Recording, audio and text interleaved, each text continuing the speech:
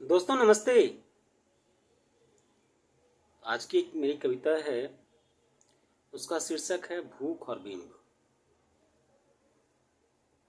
कविता है, कोई कुछ नहीं कहता जब पत्ते जर्द होते हैं, या फिर तब जब कोई फूल जो कल तक खिला था और आज मुरझा रहा है। कोई कुछ नहीं कहता जब पत्ते जर्द होते हैं, या फिर तब जब कोई फूल जो कल तक खिला था और आज मुरझा रहा है।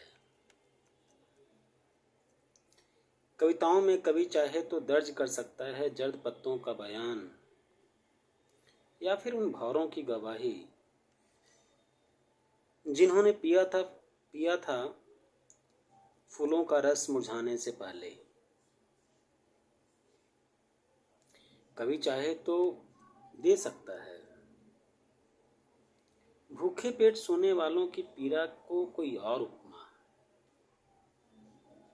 कवि चाहे तो दे सकता है भूखे पेट सोने वालों की पीड़ा को कोई और उपमा, जिसे सुनकर आदमी एक पल के लिए सहानुभूति रख सकता है और दूसरे ही पल गा सकता है प्यार के गीत। लेकिन हर बार कितना कुछ अनकहा रह जाता है एक कवि के पास।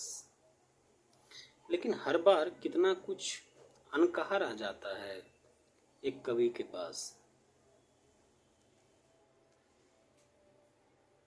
कवि चाहे भी तो कविता के नियमों का उल्लंघन नहीं कर सकता। कवि चाहे भी तो कविता के नियमों का उल्लंघन नहीं कर सकता, और नियमों को तोड़े बगैर कोई कवि अपनी पूरी बात कह नहीं सकता।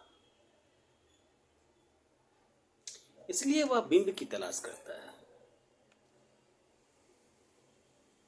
ताकि आसानी से कह सके जो वह कहना चाहता है। और दुनिया के सारे बिंब सापेक्ष होते हैं। कोई बिंब अपने आप में संपूर्ण नहीं होता।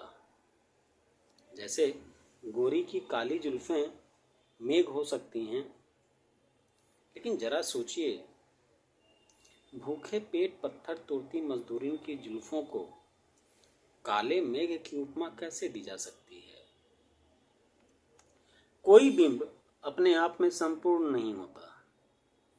जैसे गोरी की काली जुल्फें मेघ हो सकती हैं, लेकिन जरा सोचिए, भूखे पेट पत्थर तोड़ती मजदूरों की जुल्फों को काले मेघ की उपमा कैसे दी जा सकती है। या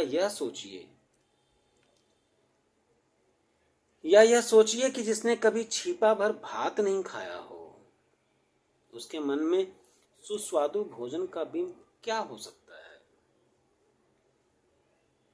या उस मजदूर के बारे में सोचिए जिसकी हथेलियां सख्त हो गई हैं।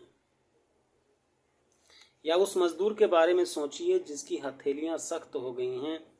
उसके हाथों को चूमने वाली उसकी प्रेमिका के मन में उठने वाले सवालों के बारे में सोचिए। उन किसानों के बारे में सोचिए जिनके पांव में बियाव फटा है।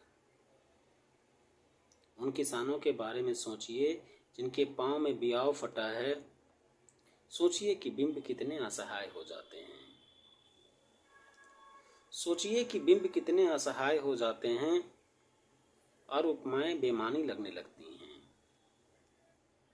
हाँ, बिंब और उपमाएं सभी के लिए नहीं होती। जिनके लिए होती हैं वे कौन हैं, सब जानते हैं। हाँ, बिंब और उपमाएं सभी के लिए नहीं होती। जिनके लिए होती हैं वे कौन हैं, सब जानते हैं। गालिब आज होते तो सोचते कि इश्क और दरिया का बिंब कितना महत्वहीन हो जाता है। गालिब आज होते तो सोचते कि इश्क और दरिया का बिंब कितना महत्वहीन हो जाता है, जब कोई भूख मिटाने और अपनों का पेट भरने के लिए अपनी सबसे प्यारी नदी पार करता है। अपनों के लिए रोटी कमाने को इश्क करना तो नहीं कह सकते। अपनों के लिए रोटी कमाने को इश्क करना तो नहीं कह सकते। और कोई खाली पेट यह कैसे कह सकता है कि मेरा इश्क लाल रुमाल है। अपनों के लिए रोटी कमाने को इश्क करना तो नहीं कह सकते। और कोई खाली पेट यह कैसे कह सकता है कि मेरा इश्क लाल रुमाल है, जिसे मैं दुनिया में लाल झंडे की तरह फहराना चाहता हूँ। ये मंगलेश डबराल की दो पंक्तियाँ हैं, उनसे आभार लेते हुए मैंने ये लिखा है। शुक्रिया दोस्तों, धन्यवाद।